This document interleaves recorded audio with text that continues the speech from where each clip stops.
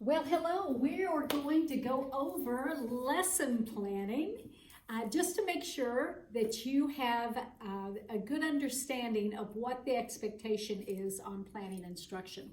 And let me just say that the importance of planning well cannot be overstated. I will tell you that in my years of being a classroom teacher, my principals that I worked for will tell you that the teachers who really overplan and plan using lots of active strategies, not just didactic talking at kids, yakking at kids, but they actually create a learning environment that's active and engaging. The kids have a part in their learning, then they have the least number of office referrals, the least number of behavior problems, because they've always got something for the kids to do. So I just encourage you, my teacher friends, to make sure that you are planning well.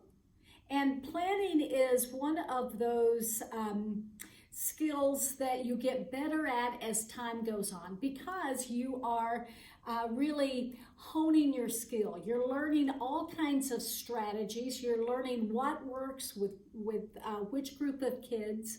So that will help you as you plan your instruction. So let's kind of go through the process of planning well. The first stop always on a lesson plan is that you have to have your state standard. So when you have decided what standard or standards you're going to use on a lesson plan, then you need to always include that. Don't just include the letters and the numbers of that standard. On a lesson plan, always, always, always place the entire text of the standard or standards that you're going to use.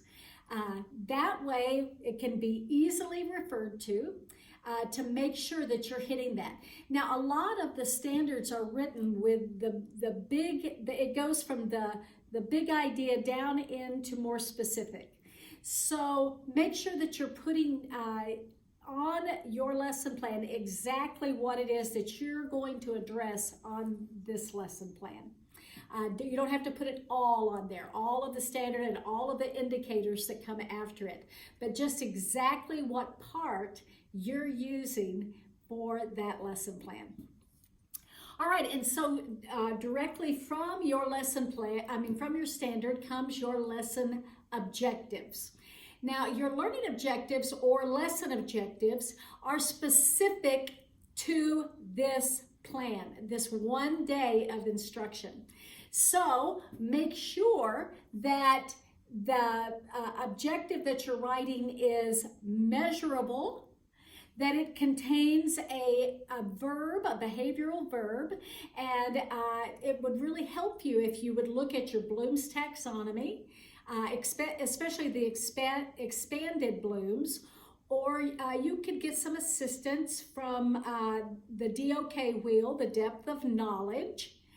Go there, and that will give you a lot of help with planning some specific ways that you're going to have students demonstrate their learning, their knowledge and skills. So make sure that you have the a behavioral verb, that there's a condition attached to that verb that's going to tell us exactly what the students are doing, and that you have a degree of proficiency.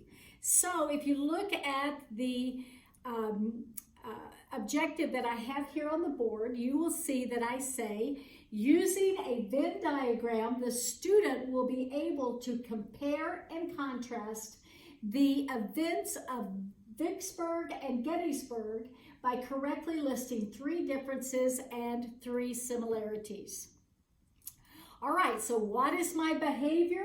It's that they are going to be able to compare and contrast. What's the condition? Using a Venn diagram, and that Venn diagram is going to have Vicksburg, and it's going to have Gettysburg, and then of course in the middle is going to be where they're the same. What is my degree of proficiency? I'm saying that they're going to be able to do the 3 and the 3. So it's 100%, it's correctly. That's my degree of proficiency on that objective. So I only have one objective here. On many of your lesson plans, you will have more than one objective. And let me just encourage you that it's always good to have maybe a lower level objective and then a higher level objective. Understanding that you're teaching a variety of students, your higher level students will have usually no difficulty with the lower level objective, but you'll know that you're going to have to scaffold and assist students with a higher level objective. You would also have more learning objectives if you're teaching across the content area. So let's say that you are integrating some reading skills into what you're doing in your math class or in your social studies class. All right? So next it says link to other content areas. And so this is important. We don't want what we teach in the classroom to always stand alone. That it's a good idea to link across content areas. So here I say something like ELA standards or ELA skills are going to be reinforced in this lesson. We're going to work on vocabulary and maybe some comprehension through the text that we're using. So that's my link to other content areas. The next part is going to be how we start our lessons. Now, I know that sometimes we're running late and our students come in and we just sit down and we say, okay, take out your book and start doing problem number 3. And so those days do happen. But if we're going to follow what the research says about good pedagogy, the idea that we are building on schema, so if we look at schema theory, the idea that our students walk into our classroom with prior knowledge and we need to build on that prior knowledge, then we need to activate the prior knowledge. So that's where we would do our launch. We're going to use an activator or a hook to get our students' brains tuned in and ready to learn what's coming.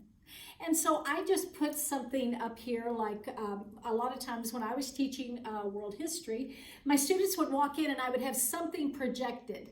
And then there would be a question on the board or maybe something that's a little controversial or something. And they would have to look at what's there. Like if I had sometimes I would put up, like political cartoon or something, and then I would have a question or something that the students would have to look at that and think about it and then be prepared to discuss that, and that would be my activator. It wasn't a long strategy. It didn't take up a lot of my lesson, maybe a minute or two, but it was a way that I could launch them into the lesson. I'm going to activate their prior knowledge and get them ready to learn. So, also during this period of the class, you might have on your board, depending upon where you teach, some administrators really like for you to have standards posted when you are meeting standards. Other principals like to walk into a classroom and see that you have your objectives on the board, or maybe even your I can statements listed on the board that go along with what you're teaching.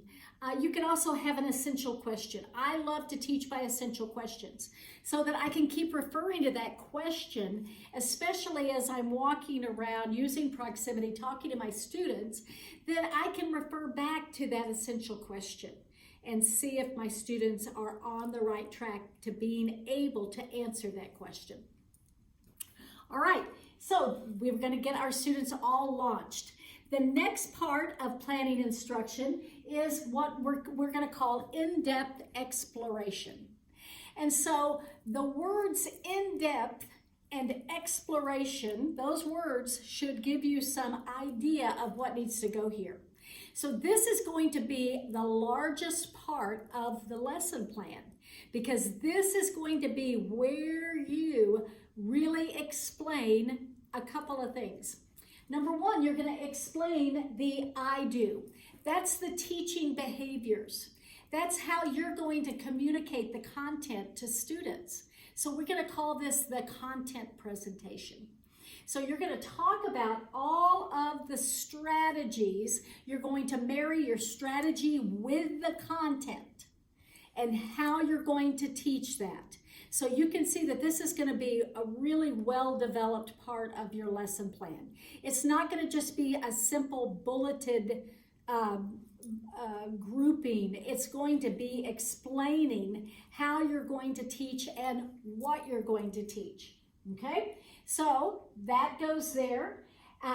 While you're teaching, you need to describe how you are using formative assessment, which is ongoing throughout instruction. You should include some of the questions that you plan to ask as you're teaching. So all of that will go there. The next part of in-depth exploration is the we do. The we do. That is guided practice. So you've taught students, you've demonstrated to students, you've shown students, and now you want them to do something with it. And this is also part of your formative assessment so that you can get an idea, you know, do I need to go back and reteach this concept because I'm not sure that they're understanding how to get through this quadratic equation. So you might need to go back and reteach based on getting them out there and practicing. Or you are walking around the room and you are able to notice that, okay, so the majority of my students are getting it. They're running with it. But there's a few that I'm having to stop, and then you can do some scaffolding and reteaching at that point of need, which I think is so powerful and so important. So that's all that's going to go here under the in-depth exploration. Now also, you need to make sure that as you are talking about how you're teaching, what you're teaching, how you're putting students to work, that you are also addressing the areas of differentiation. So if you have students in your classroom who have IEPs or 504s, you had better put in there how you're meeting those students' needs. If you have students who are ELL or ESL or ESOL, whatever your campus uses as to group students whose first language is not English, well then you need to have ways to meet those students' needs. So all of that needs to be sprinkled in here so that you are differentiating to make sure that you're meeting the needs of all of your learners. All right, so the next part of good instruction is your closure and moving forward. All right, so you've activated your students' prior knowledge. You've gotten them ready to learn. You've taught a lesson. You've demonstrated maybe the skills that you're wanting them to do. You've put them to guided practice to where they've had some opportunity to work with your guidance. You're helping them. And now we're going to move into the final part of a lesson.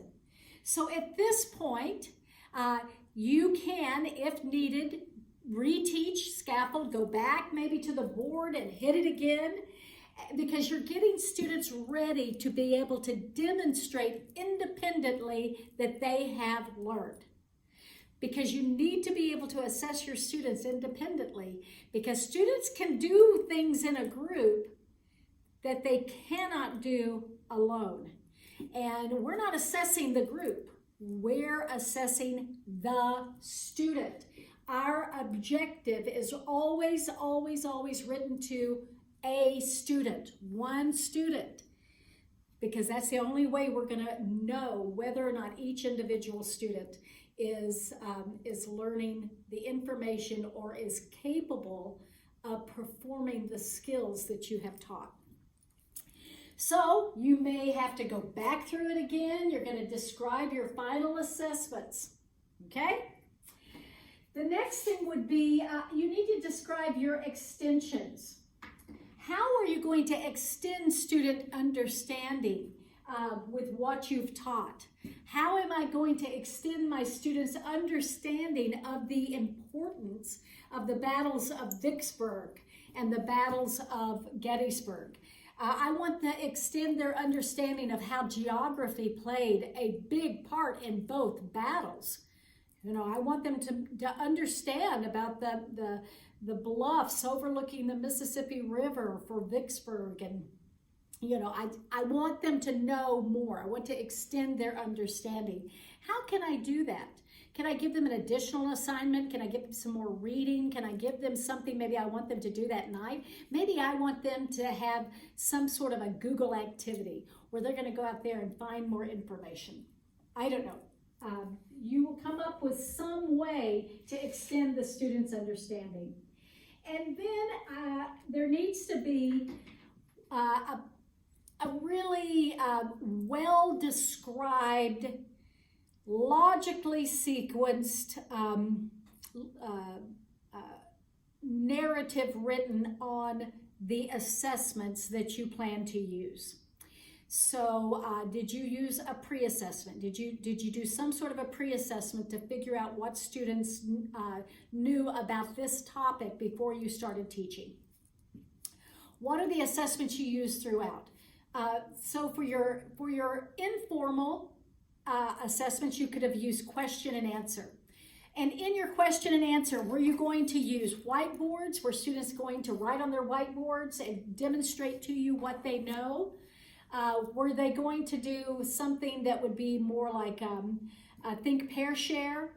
And during that think, pair, share, they're getting to answer a question and demonstrating their understanding by talking to a group of students, or maybe just their elbow buddy, maybe somebody that's close by.